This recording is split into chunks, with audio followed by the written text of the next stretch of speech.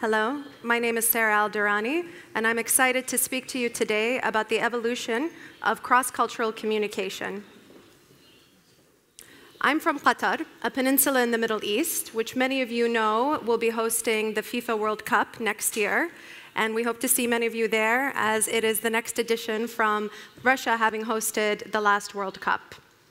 Qatar is a very diverse country when it comes to nationalities that are residing there. Very diverse culture, very diverse ethnicities. And I'm proud to say that I'm from there. I myself get asked all the time, where are you from? While I have a very heavy American accent, my values are deeply rooted in Qatar. I have an American mother and a Qatari father. And I'm an example of what's quickly becoming a new generation of mixed cultures, mixed nationalities, and mixed ethnicities in Qatar. While we certainly cherish the similarities and hold on to our local culture and preserve it in our education systems and across other sectors, we have an extra appreciation for the diversity that is in Qatar, because we have an understanding that diversity creates strength in the fabric of society. But with this diversity also comes a need of understanding cross-cultural communication, understanding how do we speak to each other beyond our nationalities, beyond our race, beyond our cultural norms. I want to show you an example of a traditional way of saying hello in Qatar, which may not be one that you are used to or have seen before. This is called khashmak, and it is two Qatari men that touch their noses once or twice as a greeting to say hello. Just as a side note, my cousin is on the right. A more traditional way of saying hello that you're familiar with is the handshake.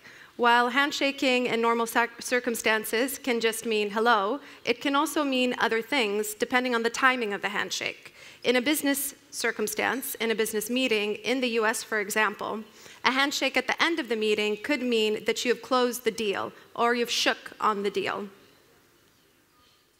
In Japan, it is considered customary to hand your business card with two hands as a sign of respect, and also to have a bit of a bow of your head while doing so.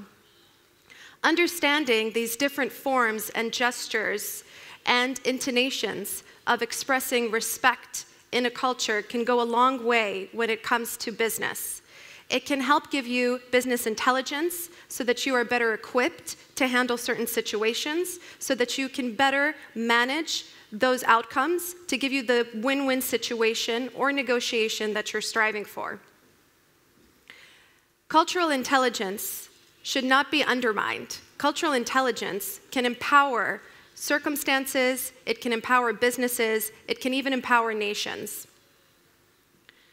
When it comes to your individual life, by having a better cultural understanding, it doesn't only affect your societal relationships and your personal relationships, it can also impact how you do business and your success in your career. It can increase your network. It can help you work more agilely and more effectively with others. It can help you perform better by understanding what is the other culture expecting from you, what is the other nation anticipating in terms of your behavior, or you reciprocating and understanding the behaviors that they expect. And also, finally, it leads to ultimately better decision-making, which is what you strive for in business.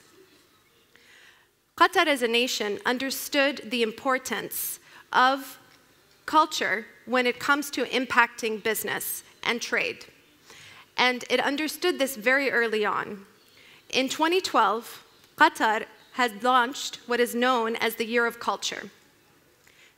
In 2012, it started with Japan, but then it grew to cover several countries, including India, Turkey, China, the US this year, and Japan, and Germany, just to name a few.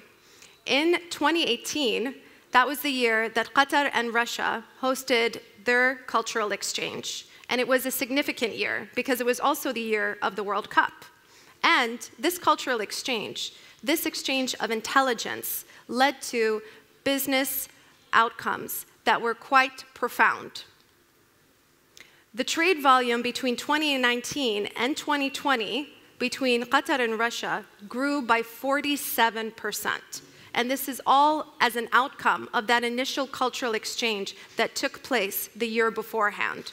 Because it was a gateway to opening doors, it was a gateway to understanding how there can be a better enhancement of relationships that goes beyond people, beyond culture, into the sphere of trade and business. I want to turn your attention, though, into what's happening in today's age. Something that none of us can ignore, something that is deeply personal to all of us.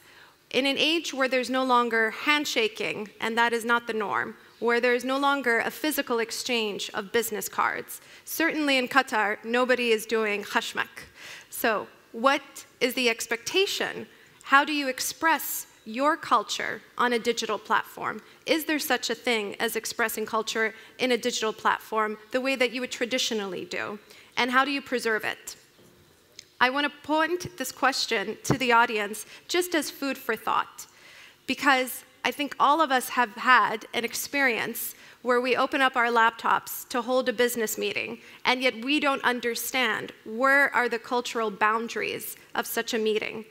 When is it appropriate that you have your camera on and I can see into your room or your office, and do you expect me to turn my camera on as a sign of respect or a common gesture to move forward with the meeting? Would the meeting be uncomfortable if you couldn't see me because I haven't built that rapport of a visual presence? So I encourage that there is a discussion and an understanding of building a new culture, a culture of what happens when we are in this digital sphere that is certainly not going away. How do we develop sensitivities and understanding and commonalities? Well, there are physical barriers in the digital sphere, in the cyber world. But these challenges doesn't mean that you can't reach more people. In my own line of work, I've had to adapt by leading a marketing department, shifting several of our events that were physical events, all onto digital platform. We had to learn new platforms, new technologies, new ways of communicating and reaching out to people. And it turned out to be quite successful. We were very proud of how agile and flexible we were and how early on we adapted to the situation. And I think when it comes to business, when it comes to unknown circumstances, when it comes to communication, it's best to keep an open mind. It's best to, while you hold on to traditions and respect them, you're crossing over into new territory, new boundaries that is open and flexible, and allows you to be innovative, to come up with new ways of how do you reach your target audience, how do you have outcomes that might be better than ever expected.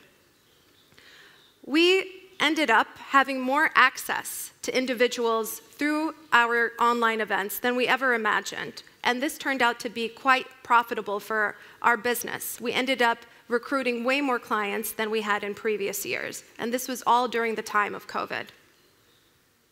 So I want to encourage, when we're thinking about culture, that we try to think about new forms of culture that allow for new possibilities, allow for constant adaptation, allow for innovation, and certainly allow for a new paradigm and a new world, and embracing it, as well as holding on to tradition.